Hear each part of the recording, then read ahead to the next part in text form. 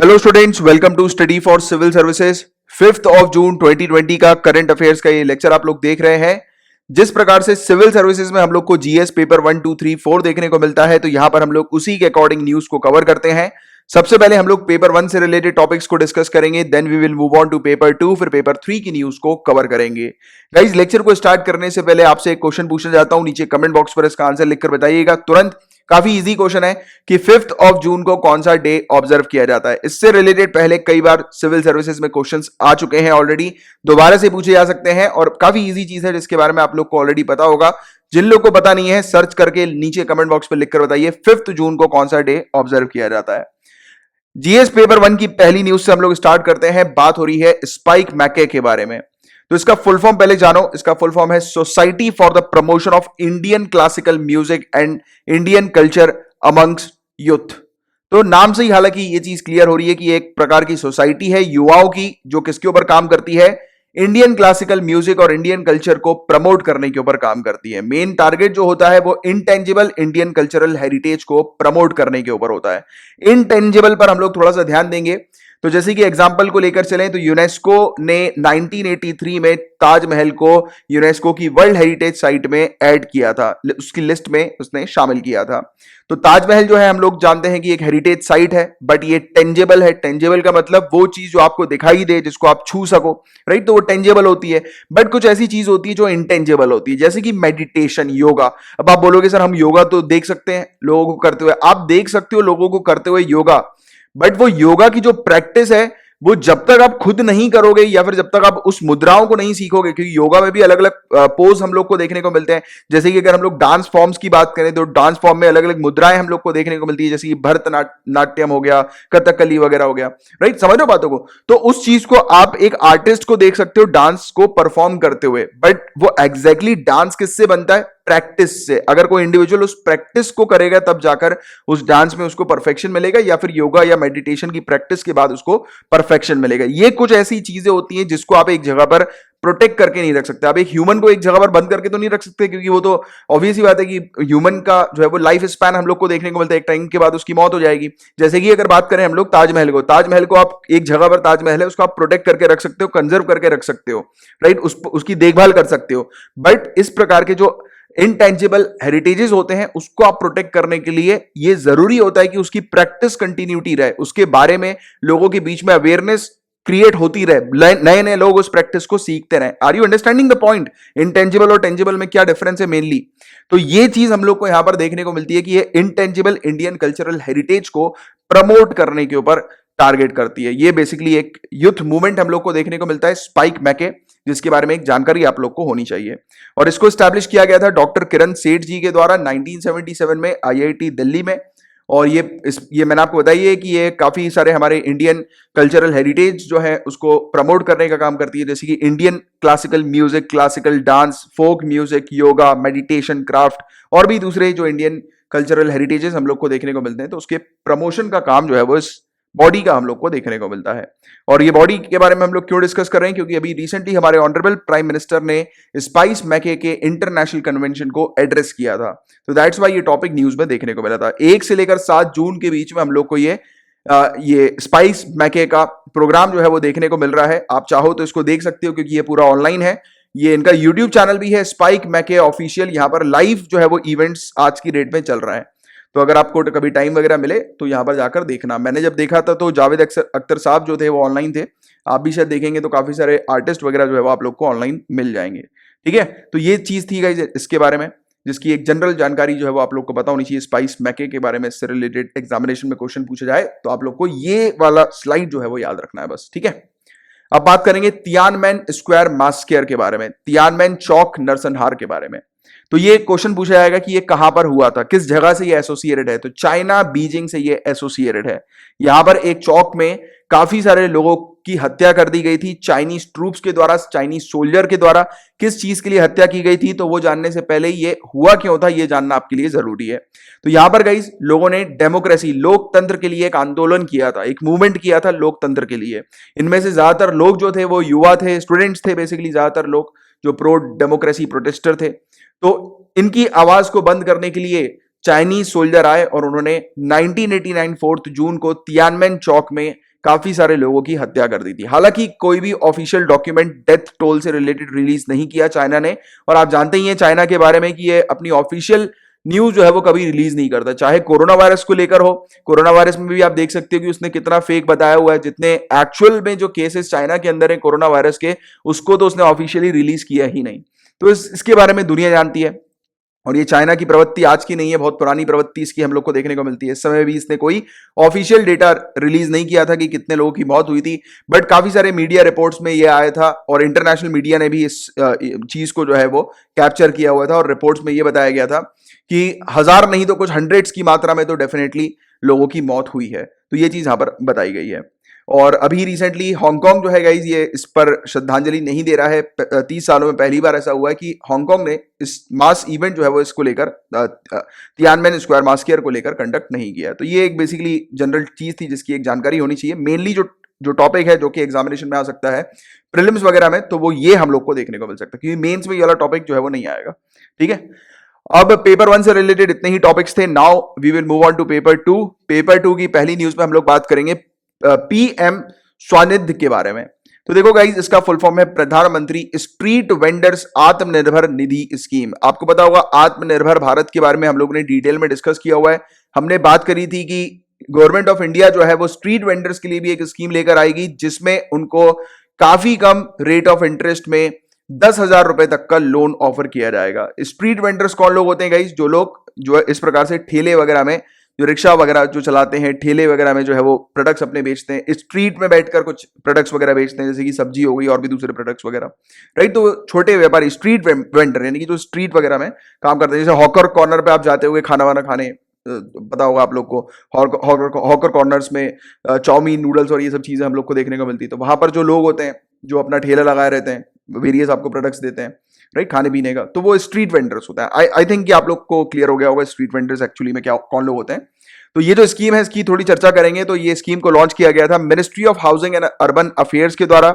ये एक special micro credit facility plan है। Micro credit facility plan clear हो रहा है आप लोग को कि इस माइक्रो क्रेडिट फैसिलिटी यानी कि क्रेडिट ऑफर करने का प्लान हम लोग को देखने को मिल रहा है, जिसमें काफी सस्ते रेट ऑफ इंटरेस्ट में लोन जो है 10,000 रुपए तक का, ये चीज याद रखिएगा, 10,000 रुपए तक का ये ऑफर किया जाएगा स्ट्रीट वेंडर्स को। और इसमें करीब 50 लाख से ज्यादा स्ट्रीट वेंडर्स को बेनिफिट मिलेगा। इसमें कुछ हम लोग को नियम व शर्तें देखने को मिल रही हैं, वो कुछ इस प्रकार की हैं कि ये उन्हीं स्ट्रीट वेंडर को दिया जाएगा जिन स्ट्रीट वेंडर का बिजनेस 24 मार्च या उससे पहले ओपन हुआ होगा। ऐसा नहीं है कि आज की डेट में कोई नया स्ट्रीट वेंडर जो है वो अपना बिजनेस चालू कर रहा है और उसके लिए वो लोन लेने चला जाए, तो उसके लिए उनको नहीं मिलेगा। जिनके ऑलरेडी पहले से बिजनेस है तो उनको जो है वो ये 10,000 रुपए तक का लोन की मदद जो है वो प्रोवाइड की जाएगी इस स्कीम के थ्रू। और ये स्कीम सिर्फ मार्च 2022 तक वैलिड है। ये स्कीम इसलिए लाई गई है क्योंकि आज की डेट में लॉकडाउन के चलते काफी सारे स्ट्रीट वेंडर्स का काफी नुकसान हुआ है, तो उस नुकसान की भरपाई जो है वो लोन लेकर कर सकें, तो इसके लिए यहाँ पर ये स्कीम देखने को मिल रही है। और सिर्फ इतना ही नहीं है इस स्कीम के अंदर, जैसे कि जो लोन 10,000 रुपए तक का है उसको जो ये स्ट्रीट वेंडर्स जो है वो 1 साल के अंदर मंथली इंस्टॉलमेंट्स में चुका सकते हैं, फर्स्ट पॉइंट। दूसरा पॉइंट, अगर वो 1 साल से पहले या फिर टाइम पर अपना पूरा लोन चुका देते हैं, डिले नहीं करते हैं, तो उनको 7% पर एनम की सब्सिडी भी प्रोवाइड की जाएगी, इंटरेस्ट पर सब्सिडी भी जो है वो उनको मिलेगी। तो ये काफी एक बेहतरीन चीज भी हम लोग को देखने को मिल रही है, राइट। और इसके अलावा कैशबैक वगैरह भी दिया जाएगा, और भी काफी कुछ चीजें हैं इसके अंदर, उतना आपको डिटेल में नहीं आना है, आपको बस एक बेसिक जानकारी होनी चाहिए। इतनी चीज आपसे एग्जामिनेशन में पूछी जाएंगी, इससे बाहर का नहीं पूछा जाएगा। और इसका जो टेक्निकल पार्टनर जो है गाइस इस स्कीम को इंप्लीमेंट करने का, वो सिड भी हम लोग को देखने को मिल रहा है, small industries development bank of India. ठीक है, तो ये चीज आप लोग को एक पता होनी चाहिए। अब नेक्स्ट टॉपिक में बात हो रही है डेमोक्रेटिक रिपब्लिक ऑफ कॉन्गो के बारे में, कॉन्गो गणराज्य के बारे में। तो ये देखो अफ्रीका आपको कॉन्टिनेंट दिखाई दे रहा है, यहां पर आप देखोगे बीचों बीच आपको एक कंट्री देखने को मिल रही है जिसका नाम है डेमोक्रेटिक रिपब्लिक ऑफ कॉन्गो, ये कंट्री। ठीक है, इस कंट्री के अंदर अभी फिर से इबोला जो है उसका आउटब्रेक हम लोग को देखने को मिला है। इबोला महामारी जो है वो यहां पर हम लोग को फिर से देखने को मिल रही है। और फिर से मैं इसलिए बोल रहा हूं क्योंकि जब से इबोला डिस्कवर हुई है 1976 से, तब से लेकर अभी तक इस कंट्री के अंदर 11 बार इबोला का आउटब्रेक, इबोला का प्रकोप हम लोग को 11 बार देखने को मिल चुका है, राइट। तो इसकी एक जानकारी आप लोग को होनी चाहिए। इसके अलावा ये कंट्री के अंदर ऑलरेडी कोरोना वायरस का प्रकोप देखने को मिल ही रहा है, और साथ ही साथ मीजल्स का प्रकोप भी है। और ये कंट्री एक ऐसी कंट्री है जहां पर पूरे दुनिया भर में सबसे ज्यादा खसरे का प्रकोप हम लोग को देखने को मिलता है। World largest measles outbreak country ये हम लोग को कॉन्गो देखने को मिलती है। तो ये भी आपसे इस प्रकार का क्वेश्चन पूछा जा सकता है कि वर्ल्ड लार्जेस्ट मीजल्स आउटब्रेक वाली कंट्री का नाम क्या है, तो आप लोग को कॉन्गो पता होना चाहिए, democratic Republic of Congo, right. तो ये चीज जो है वो जानकारी रखो आप। थोड़ी सी हम लोग बात करेंगे इसके बारे में भी, एबोला के बारे में भी, कि एबोला क्या है। तो एबोला को एबोला वायरस डिजीज भी कहा जाता है, एबोला हेमरेज फीवर भी इसको कहते हैं। और इसका ट्रांसमिशन कैसे होता है, तो देखो आप लोग को एक बार एक जानकारी तो होगी, क्योंकि काफी समय से ये एबोला जो है वो न्यूज में चल ही रहा है और आपने पढ़ा भी होगा, सुना भी होगा इसके बारे में। तो फ्रूट बैट से ये डिजीज उत्पन्न हुई थी और फिर ये वाइल्ड एनिमल्स में ये डिजीज गई और उसके बाद फिर हम लोग को देखने को मिला कि उनसे ये ह्यूमंस में डिजीज ट्रांसमिट हुई और इसका ट्रांसमिशन ह्यूमन टू ह्यूमन भी हम लोग को देखने को मिलता है। तो ये वाली चीज भी आप लोग को पता होनी चाहिए। तो ये इसके ट्रांसमिशन का स्ट्रक्चर इस प्रकार का है जिसको आप लोग को थोड़ा सा ध्यान में रखना है, ठीक है। और इसका फर्टालिटी रेट यानी कि मृत्यु दर इसकी 50% के आसपास है और कुछ कुछ जगहों में तो इवन 60 से लेकर 90% तक इसकी मृत्यु दर हम लोग को देखने को मिलती है। मान के चलो आपकी हर 10 लोगों में से 5 लोग जो है वो इस डिजीज से जब इन्फेक्ट होते हैं तो उनकी मौत हो जाती है। और कुछ कुछ एरिया में हर 10 में से 6 से लेकर 9 तक लोग जो है वो मर जाते हैं जो इन्फेक्ट होते हैं इस एबोला नाम की डिजीज से। इस डिजीज का एक्चुअल में कोई ट्रीटमेंट वगैरह हम लोग को नहीं देखने को मिलता है, बट हाँ सिम्टम्स को खत्म करने के लिए ट्रीटमेंट दिए जाते हैं। इसका एक्चुअल ट्रीटमेंट नहीं है, बट जो सिम्टम्स हम लोग को एबोला में देखने को मिलते हैं तो उसको खत्म करने के लिए कुछ दवाइयां वगैरह जो है वो दी जाती है। हालांकि इसकी एक अभी वैक्सीन भी हम लोग को देखने को मिल रही है जिसकी ह्यूमन टेस्टिंग ऑलरेडी चल रही है।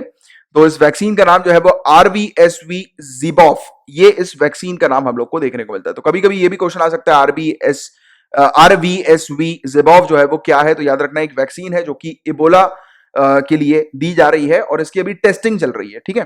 तो अभी ऑफिशियली डिक्लेयर नहीं हुआ है कि ये वैक्सीन जो है वो इबोला को क्लियर कर सकती है, बट हाँ इसके पॉजिटिव केसेस हम लोग को देखने को मिल रहे हैं, यानी कि पॉजिटिव इफेक्ट जो है वो इसके हम लोग को देखने को मिल रहा है कि जो भी पेशेंट को ये जिन भी लोगों को वैक्सीन दी जा रही है तो वो प्रोटेक्ट हो रहे हैं एबोला नाम के वायरस से, ठीक है। तो बट अभी भी इसके ऊपर WHO ने पूरी फाइनल मोहर जो है वो नहीं लगाई है, यानी कि अपना थप्पा नहीं लगाया कि ये वैक्सीन जो है वो एबोला के लिए इफेक्टिव है, बट अभी इसकी ह्यूमन टेस्टिंग चल रही है, बस ये बात आप जान के रखो।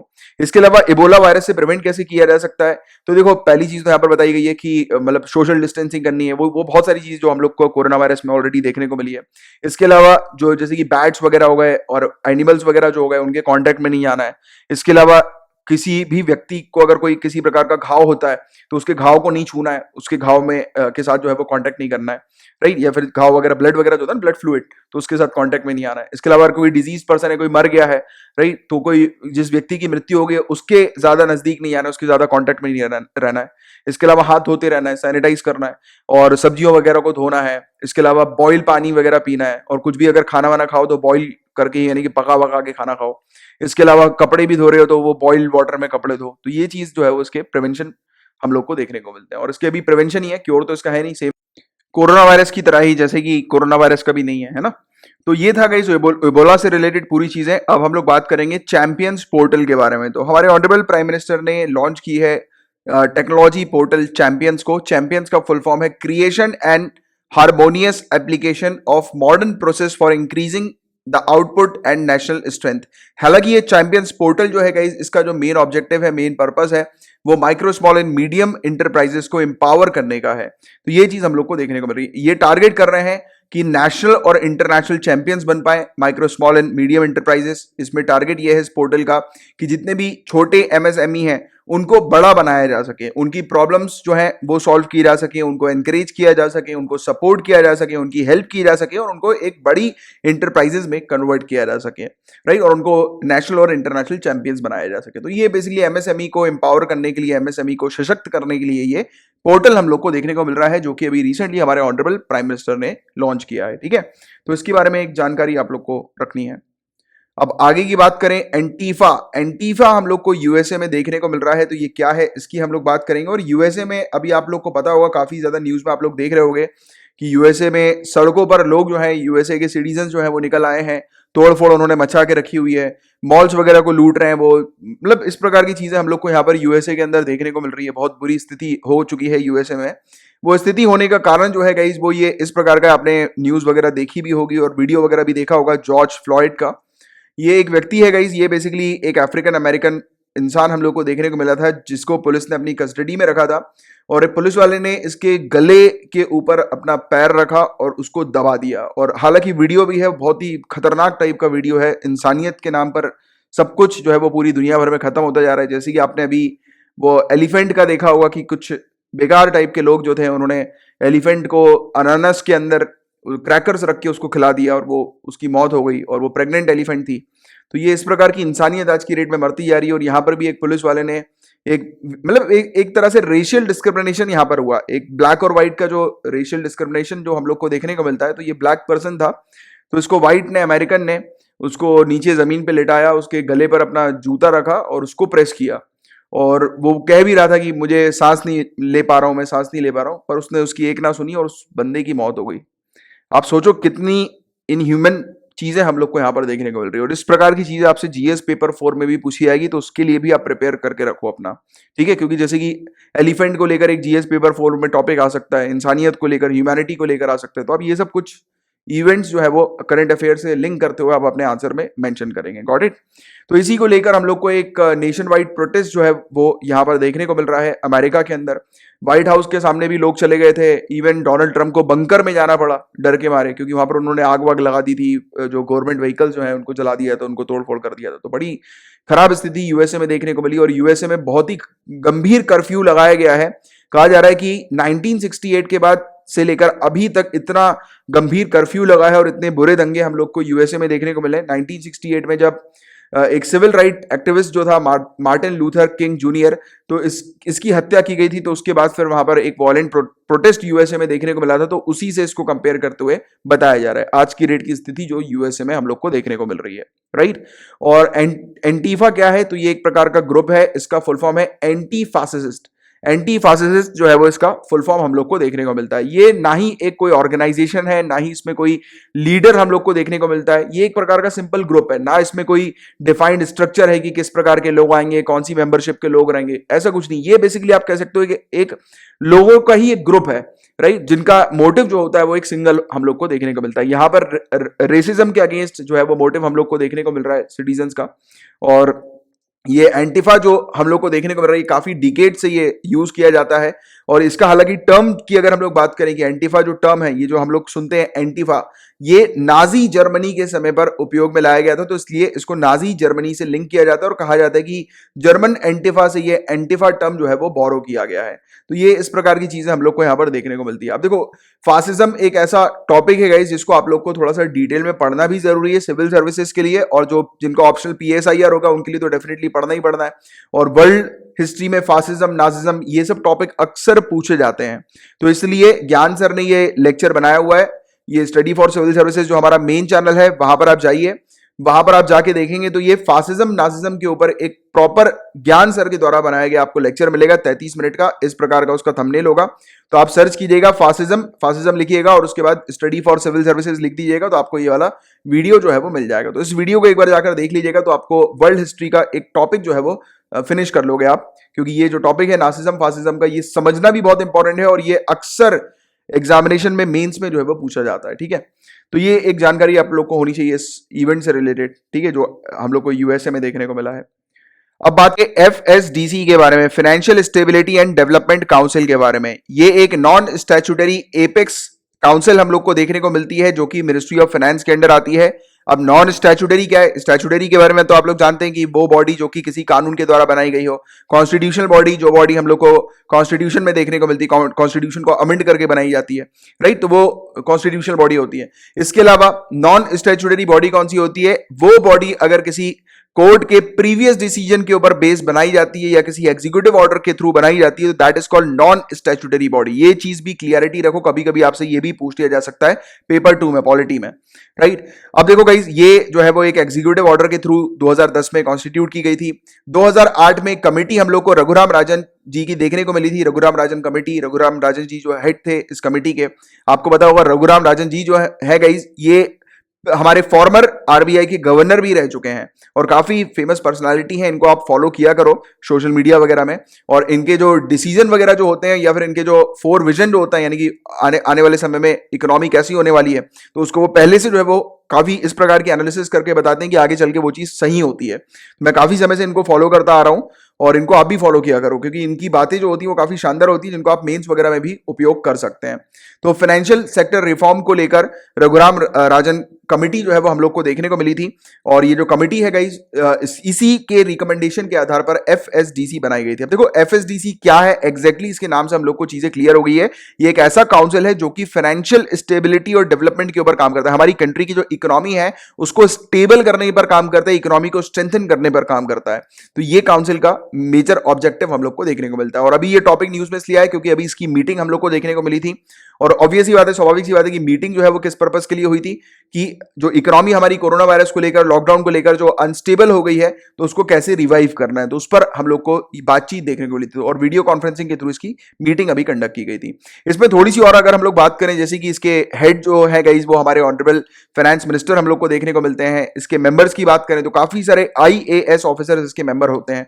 जैसे कि बात करें सभी के सभी फाइनेंशियल सेक्टर के रेगुलेटर्स जो होते हैं, RBI, SEBI, PF, RDA, IRDA, तो इसके जितने भी हेड्स होते हैं तो वो सभी के सभी हम लोग को इसके अंदर देखने को मिलते हैं मेंबर के तौर पर। फाइनेंस सेक्रेटरी देखने को मिलते हैं, जो डीईए के सेक्रेटरी हैं वो देखने को मिलते हैं, डीएफएस के सेक्रेटरी देखने को मिलते हैं, चीफ इकोनॉमिक एडवाइजर होते हैं, मिनिस्टर ऑफ स्टेट जो डीईए के होते हैं वो भी हम लोग को यहाँ पर देखने को मिलते हैं। साथ ही साथ department of electronics and information technology के भी सेक्रेटरी यहाँ पर होते हैं। IBBI insolvency and bankruptcy board of India के चेयरपर्सन भी यहाँ पर होते हैं, और रेवेन्यू सेक्रेटरी भी हम लोग को यहाँ पर देखने को मिलते हैं। तो ये इसके कुछ मेंबर्स होते हैं, जिसका एक आइडिया होना चाहिए, इतना रटने की जरूरत नहीं है आप लोग को, क्योंकि ये मतलब चीजें ज्यादा इतनी डिटेल में नहीं आएंगी, बट एक जनरल आइडिया आपको होना चाहिए। इसके अलावा ये काउंसिल क्या कर सकती है, एक्सपर्ट्स को भी इन्वाइट कर सकती है, अगर जब भी इसको जरूरत पड़े तब ये जो है वो एक्सपर्ट्स को भी इनवाइट कर सकती है। इसके अलावा इसका ऑब्जेक्टिव मैंने आपको बता ही दिया कि हमारी कंट्री के अंदर फाइनेंशियल स्टेबिलिटी को मेंटेन करने का इसका ऑब्जेक्टिव होता है। ये स्ट्रेंथन करती है मैकेनिज्म को कि जो हमारी जो कंट्री की जो इकोनॉमी है उसको कैसे स्टेबल किया जाएगा, तो उस पर जो है वो काफी कुछ बातचीत की जाती है। इंटर रेगुलेटरी कोऑर्डिनेशन को एनहेंस करती है कि अलग अलग डिपार्टमेंट्स के लोग एक साथ मिलकर जो है वो काम करें, राइट, जिससे कि इकट्ठा जो है वो हम लोग यूनिफाइड तरीके से इकोनॉमी को स्टेबल कर पाए। समझ रहे हो बातों को? तो ये चीज इसकी हम लोग को देखने को मिलती है। फाइनेंशियल सेक्टर डेवलपमेंट को प्रमोट करने पर ये काम करती है। तो इसके कुछ इस प्रकार से काम हम लोग को देखने को मिलते हैं, जिसकी एक जानकारी आप लोग को होनी चाहिए। और अभी इसकी वीडियो कॉन्फ्रेंसिंग के थ्रू मीटिंग हुई थी, दैट्स वाई ये टॉपिक न्यूज में हम लोग को देखने को मिला था। अब पेपर 2 से रिलेटेड इतने ही टॉपिक्स थे। नाउ हम लोग पेपर 3 के टॉपिक्स की तरफ आगे बढ़ रहे हैं। बात हो रही है अल्ट्रा स्वच्छ के बारे में। तो देखो गाइस, अल्ट्रा स्वच्छ क्या है, तो डीआरडीओ ने इसको डेवलप किया। आप ये फोटो में देख सकते हो, ये अल्ट्रा स्वच्छ है। अब मान के चलो, देखो एक कबर्ड टाइप का हम लोग को दिखाई दे रहा है। इस कबर्ड में आप देख भी सकते हो एक कोई जो है वो आपको ड्रेस लटकी हुई नजर आई। ये ड्रेस नहीं है, ये पीपीई हम लोग को देखने को मिलता है, पर्सनल प्रोटेक्टिव इक्विपमेंट्स हम लोग को देखने को मिलते हैं। इसके अलावा इलेक्ट्रॉनिक आइटम्स हैं, फैब्रिक्स हैं। तो इस प्रकार की जो चीजें होती हैं उनको डिसइंफेक्ट करने के लिए ये जो है वो बनाया गया है। क्योंकि मतलब ऑब्वियस ही बात है कि डीआरडीओ आज के डेट में काफी कुछ चीजें बना रहा है, डिसइंफेक्टेंट के लिए अलग अलग प्रोडक्ट जो है वो बना रहा है। तो उनमें से एक ये प्रोडक्ट हम लोग को अल्ट्रा स्वच्छ देखने को मिल रहा है, और ये ओजोनेटेड स्पेस टेक्नोलॉजी पर काम करता है। डिसइंफेक्शन के लिए ये टेक्नोलॉजी का उपयोग किया गया। अब ये टेक्नोलॉजी क्या है उस पर डिटेल में जाने की जरूरत नहीं, क्योंकि इससे रिलेटेड आपसे चीजें नहीं पूछी जाएगी। जनरली बस याद रखो, अल्ट्रा स्वच्छ जो है वो एक डिसइंफेक्टर हम लोग को देखने को मिलता है, जिसको डेवलप किया है डीआरडीओ ने, defence research and development organisation ने, राइट। गाइज अब बात करेंगे मूडीज इन्वेस्टर्स सर्विस के बारे में। तो देखो गाइज, अभी रिसेंटली मूडीज ने हमारी कंट्री की रेटिंग जो है वो गिरा दी है, BAA2 से BAA3 रेटिंग कर दी है। कहा जा रहा है कि 22 सालों में पहली बार डाउनग्रेड किया है मूडीज ने हमारी कंट्री की रेटिंग को। हिस्टोरिकली अगर हम लोग बात करें मूडीज और इंडिया के टर्म्स की, तो टर्म्स नहीं कहेंगे, यानी कि मूडी जो है वो इंडिया के लिए काफी फेवरेबल होती थी हमेशा से। ये हमेशा से इंडिया की रेटिंग को अपग्रेड ही करती थी, बट 22 सालों में पहली बार ऐसा हुआ है कि इसने हमारी कंट्री की रेटिंग जो है वो डाउनग्रेड करी है। तो देखो, प्रीलिम्स में आपसे डायरेक्ट ये क्वेश्चन पूछा जा सकता है कि मूडीज जो है वो क्या है। तो याद रखिएगा, ये एक क्रेडिट रेटिंग एजेंसी है। अलग अलग कंट्रीज को ये क्रेडिट रेटिंग जो है वो देती है, राइट। और इसके आउटलुक भी हम लोग को देखने को मिलते हैं। इस बार इसने इंडिया को नेगेटिव आउटलुक दिया है। और वैसे ही मूडीज के अलावा S&P, स्टैंडर्ड एंड पुअर या फिच भी एक क्रेडिट रेटिंग एजेंसी होती है, राइट। इसमें ये हमारे इंडिया की रेटिंग आई है, और इन दोनों ने इंडिया को स्टेबल आउटलुक दिया है, बट मूडी ने इंडिया को नेगेटिव आउटलुक दिया है। अब देखो, इसमें ये वाली चीज तो आप याद रखना थोड़ी सी कि ये मतलब रेटिंग में क्या चेंजेस आए हैं, कौन सी पहले रेटिंग हुआ करती थी फिर कौन सी हो गई है, क्योंकि ये चीज जो है वो आपसे पूछी जा सकती है। BAA2 से Baa3 जो है वो हमारी रेटिंग इंडिया की जो है वो इसने मूडीज ने करी है। ठीक है, तो ये अक्सर स्टेट सिविल सर्विसेज में और कई बार शायद यूपीएससी भी आपसे इस प्रकार के क्वेश्चन पूछ सकती है, तो इसके बारे में जानकारी आपको रखनी है प्रीलिम्स पॉइंट ऑफ व्यू से, क्योंकि प्रीलिम्स में इससे ज्यादा आपसे इस टॉपिक में कुछ और नहीं पूछा जाएगा। बट हाँ, आपके कुछ कंसेप्ट में क्लियर करता हूं इस टॉपिक को लेकर, जैसे कि क्रेडिट रेटिंग एजेंसी, इसका काम क्या होता है, इन क्रेडिट रेटिंग एजेंसी का। तो ये गाइस बताती है कि कौन सी कंट्री जो है वो कितनी जल्दी लोन पे कर सकती है, कौन सी कंट्री की क्षमता है लोन रीपे करने की। क्योंकि देखो क्या होता है, जैसे कि आपको पता होगा, इसको हम लोग बिल्कुल इजी तरीके से समझते हैं, जैसे कि सिटीजन बेसिस के ऊपर, बहुत ही ग्राउंड लेवल पर सब चीजों को छोड़कर, यानी कि इंटरनेशनल लेवल की चीजों को छोड़कर ग्राउंड लेवल पर समझते हैं, जिससे कि आपको पूरी चीजें क्लियर हो जाएंगी। जैसे कि आपको पता होगा कि एक बैंक है, बैंक किसी व्यक्ति को लोन क्या देख कर लेती है कि उस व्यक्ति की सिबिल स्कोर जो है वो कैसा है। सिबिल स्कोर आपको आइडिया होगा, CIBIL सिबिल स्कोर एक होता है जिसको देखकर बैंक फाइनेंशियल इंस्टीट्यूशंस जो होते हैं वो लोगों को लोन देते हैं, राइट। क्योंकि सिबिल स्कोर में आ जाता है कि सामने वाला व्यक्ति जो है उसकी रिपेइंग कैपेसिटी कितनी अच्छी है। अगर कोई व्यक्ति, अगर कोई पुराना डिफॉल्टर होगा, यानी कि उसने कोई लोन जो है उसको रीपे नहीं किया होगा, तो उसका सिबिल स्कोर जो होगा वो डाउन हो गया होगा, राइट। तो उस चीज को देखकर बैंक क्या करती है, ये देखती है कि यार सामने वाला व्यक्ति जो है वो लोन देने की उसकी कैपेबिलिटी है कि नहीं है। वैसे ही ये क्रेडिट रेटिंग एजेंसी जो होती है ये देखी जाती है वर्ल्ड बैंक के द्वारा, इंटरनेशनल मॉनेटरी फंड के द्वारा, और इस प्रकार के जो ऑर्गेनाइजेशन जो होते हैं जो कि लोन्स वगैरह ऑफर करते हैं इंटरनेशनली अलग अलग कंट्रीज को। तो ये क्या देखते हैं, इस प्रकार की एजेंसी की रेटिंग को देखते हैं और उसी के ऊपर बेस सामने वाली कंट्री को लोन ऑफर करते हैं। और देखो कई बार ऐसा भी होता है कि जब एक कंट्री की रेटिंग डाउनग्रेड होती है, डाउन हम लोग को देखने को मिलती है, तो उस समय उस कंट्री के लिए लोन पर ज्यादा इंटरेस्ट उसको देना पड़ता है। अब ये वाला कंसेप्ट भी बिल्कुल ग्राउंड लेवल पे आप समझो, जैसे कि आपको पता होगा इसकी जो गवर्नमेंट एम्प्लॉइज होते हैं उनको कम रेट ऑफ इंटरेस्ट पे बैंक लोन दे देती है। बट अगर कोई प्राइवेट कंपनी का कोई इंप्लॉय हो या फिर कोई बिजनेसमैन हो, राइट, या फिर कोई स्टार्टअप वाला हो, तो उसको हाई रेट ऑफ इंटरेस्ट पे लोन दिया जाता है। क्यों दिया जाता है? क्योंकि उसमें रिस्क ज्यादा होता है। कैसे? क्योंकि गवर्नमेंट वाला जो है उसको पता है कि ऑब्वियस ही बात है कि उसकी सैलरी हमेशा आनी है, बैंक वाला जानता है ये वाली बात।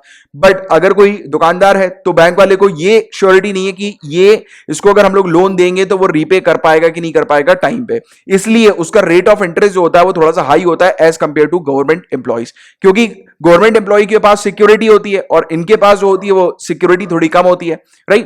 तो इसीलिए ये बड़े बड़े जो इंटरनेशनल इंस्टीट्यूशंस जो होते हैं वहां पर भी ये चीज हम लोग को देखने को मिलती है कि वो किसी कंट्री को जब लोन ऑफर करते हैं तो वो सिक्योरिटी देखते हैं कि वो कंट्री रीपे कर पाएगी कि नहीं कर पाएगी। और ये सिक्योरिटी कहां से पता लगती है? इस चीज से पता लगती है, ठीक है, इस प्रकार की क्रेडिट रेटिंग एजेंसी से। तो आई होप कि आपको पता लग गया होगा क्रेडिट रेटिंग एजेंसी का काम क्या होता है एग्जैक्टली, राइट। अब इसमें बॉन्ड्स के ऊपर भी बेस्ड चीजें हम लोग को देखने को मिलती है। जैसे आपको पता होगा कि अगर मार्केट से कुछ पैसा रेस करना है तो उसके लिए अलग अलग कंपनीज जो होती हैं या फिर कंट्रीज भी जो होती हैं वो बॉन्ड इशू करती है। मैंने आपको बॉन्ड के बारे में कई बार पढ़ा चुका हूं। जैसे कि गवर्नमेंट जो बॉन्ड इशू करती है that is called sovereign bond. अब लोग बाग गवर्नमेंट के बॉन्ड क्यों परचेस कर लेते हैं? क्योंकि लोगों को गवर्नमेंट के बॉन्ड के ऊपर भरोसा होता है। क्या भरोसा होता है? कि भाई कोई प्राइवेट कंपनी है वो बॉन्ड इशू करके भाग सकती है, यानी कि लोगों का पैसा लेकर भाग सकती है, दिवाली अपने आप को घोषित कर सकती है।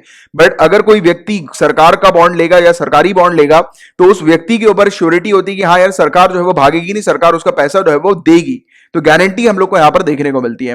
अब इस कंडीशन में क्या होता है, कई बार सरकार के ऊपर भी उनके जो सिटीजन होते हैं या फिर दूसरे जो कंपनीज वगैरह जो होती हैं जो कि गवर्नमेंट के साथ टाई अप करती हैं वेरियस प्रोजेक्ट्स वगैरह के लिए, तो उनको भी थोड़ा डर लगता है कि यार इनके साथ मिलकर काम करेंगे, कहीं जो है ये रीपे नहीं कर पाई या फिर इनके प्रोजेक्ट जो है वो आगे चल के फेल होगा या फिर किसी प्रोजेक्ट में इन्होंने आगे चल के पैसा लगाने से मना कर दिया तो बड़ी दिक्कत आ सकती है। तो इस प्रकार की चीजें अलग अलग बड़ी बड़ी जो कंपनीज जो होती हैं, जो एमएनसीज वगैरह जो होती हैं, जो गवर्नमेंट के साथ टाई अप करके काम करती हैं, तो उनको भी थोड़ी सी ये इस प्रकार की इनसिक्योरिटी जो है वो हो जाती है। समझ रहे हो आप बातों को पूरी?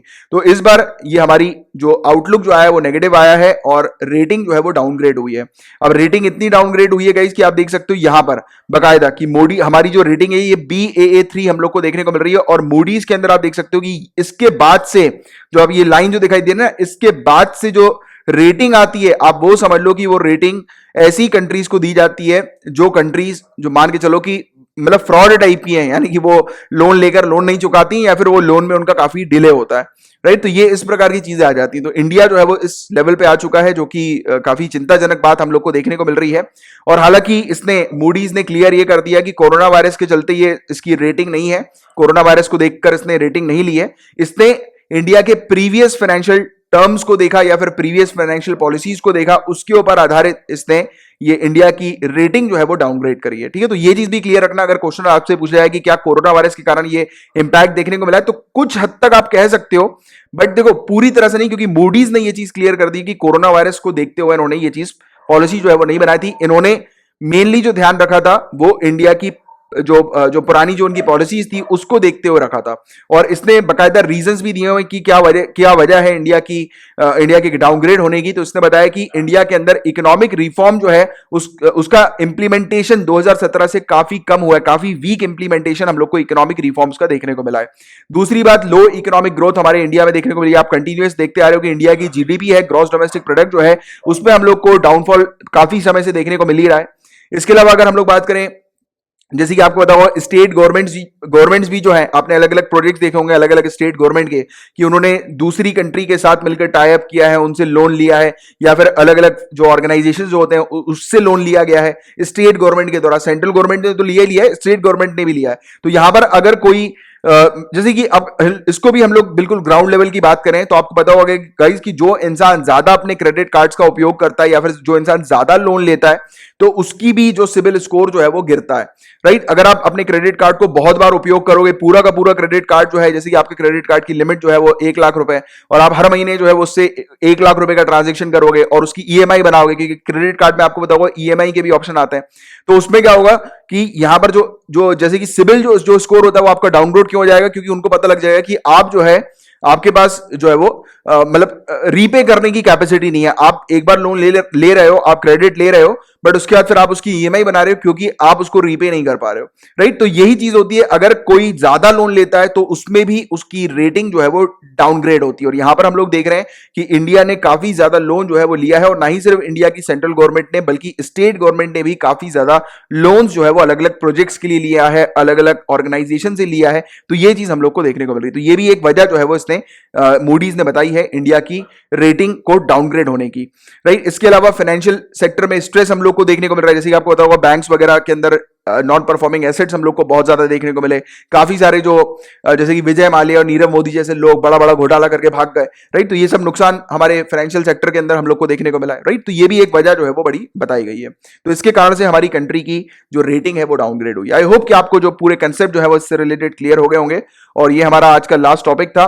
बट अभी आपको कहीं जाना नहीं है, अभी पहले मैं आपको होमवर्क दूंगा, वो आपको करना है। उसके बाद थोड़ी देर में आप लोग के लिए 2 मिनट का टेस्ट जो है वो शुरू होने वाला है। हमारी टीम के द्वारा वो टेस्ट बनाया गया है। वो टेस्ट जो है उसमें क्वेश्चंस मैंने बिल्कुल नहीं प्रिपेयर किए हैं, बट आप उस टेस्ट को दे सकते हैं। वो काफी अच्छा टेस्ट है, हमारी टीम के द्वारा बनाया गया है। मैं जो आप लोग को टेस्ट प्रोवाइड कराता हूं वो रात में 8 बजे आप लोग को मिलता है डेली बेसिस पर। उसका एडवांस में मैं आप लोग को टाइम टेबल बता देता हूं।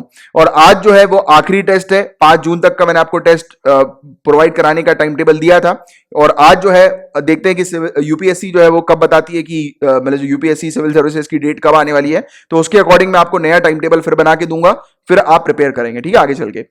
तो अभी होमवर्क जान लो, आपकी होमवर्क क्या क्या आपको लोग को करना है। तो देखो G7 और G8 के बारे में पढ़ना है। हालांकि G8 जो है वो G7 का ही ओल्ड वर्जन हम लोग को देखने को मिला था, ये आप एक बार फिर भी दोनों को पढ़ लीजिएगा। इसमें ये भी पढ़िएगा आपकी रशिया को क्यों G8 से निकाल दिया गया था, उसकी भी एक जानकारी आपको होनी चाहिए। और अभी एक G11 का नया टर्म हम लोग को देखने को मिल रहा है, क्योंकि यूएसए ने प्रपोजल रखा है कि इंडिया, रशिया, साउथ कोरिया और ऑस्ट्रेलिया, ये 4 कंट्री को ऐड कर लिया जाए G7 में, और G11 जो है वो बना लिया जाए।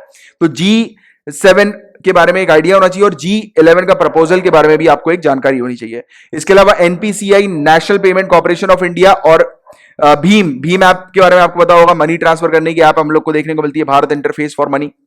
इन दोनों के बारे में आपको एक बार पढ़ना है। ये दोनों मैं आप लोग को ऑलरेडी प्रीवियस ट्यूटोरियल्स में कवर करा चुका हूं, बट काफी पहले कराया था, और ये काफी सिंपल से टॉपिक हैं, ये आप एक बार देख लीजिएगा इन टॉपिक्स को।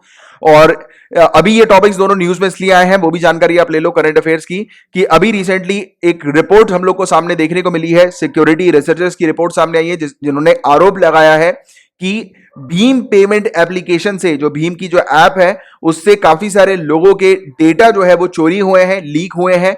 और ये बताया जा रहा है कि वेबसाइट में लूप होल्स के कारण ये डेटा लीक हुए हैं। हालांकि एनपीसीआई ने इस क्लेम को जो है वो डिनाई कर दिया, उन्होंने बोला कि नहीं, कोई डेटा वगैरह लीक नहीं हुआ है। तो ये एक जानकारी आप लोग को इससे रिलेटेड होनी चाहिए। बाकी एनपीसीआई और भीम क्या है उसके बारे में आप लोग को पढ़ना है। तो ये 3 टॉपिक्स आप पढ़िए, इनसे रिलेटेड हैंड रिटन नोट्स बनाइए, और अगर आप ऐसा कर लेते हैं तो नीचे कमेंट बॉक्स पे लिख दीजिएगा सर होमवर्क डन। मुझे पता लग जाएगा आपने होमवर्क कंप्लीट कर लिया। और होमवर्क करने से पहले ये नोटिस है, इंग्लिश हिंदी दोनों दोनों में, इसको एक बार आप पढ़ लीजिएगा।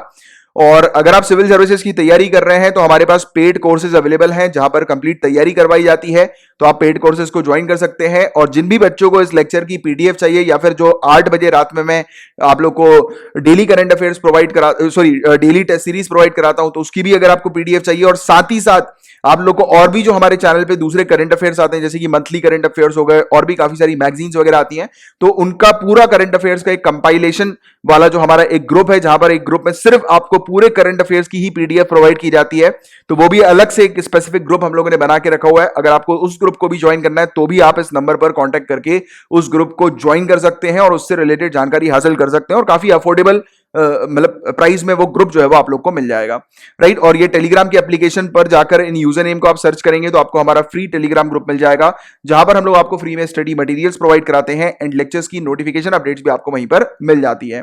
एंड गाइस, अगर आप नए आए हो और आपको लेक्चर अच्छा लगा है तो जरूर चैनल को सब्सक्राइब कर दीजिएगा, और पुराने व्यूअर्स जितने भी हैं सबके सब लाइक बटन को जरूर हिट कीजिएगा, और इस लेक्चर को जितना हो सके अपने सोशल मीडिया अकाउंट पे शेयर जरूर कर दीजिएगा, ठीक है। और अब आप एंजॉय कीजिए वो 2 मिनट की टेस्ट सीरीज आपको जो अभी मिलने वाली है, 10 क्वेश्चन उसमें होंगे, और अगर अभी आप देखेंगे तो उसमें आपका जो भी स्कोर आएगा वो नीचे कमेंट बॉक्स पर लिखकर बताइएगा। अब हम लोग मिलेंगे कल, तब तक के लिए bye bye, take care, have a great day ahead, Tata.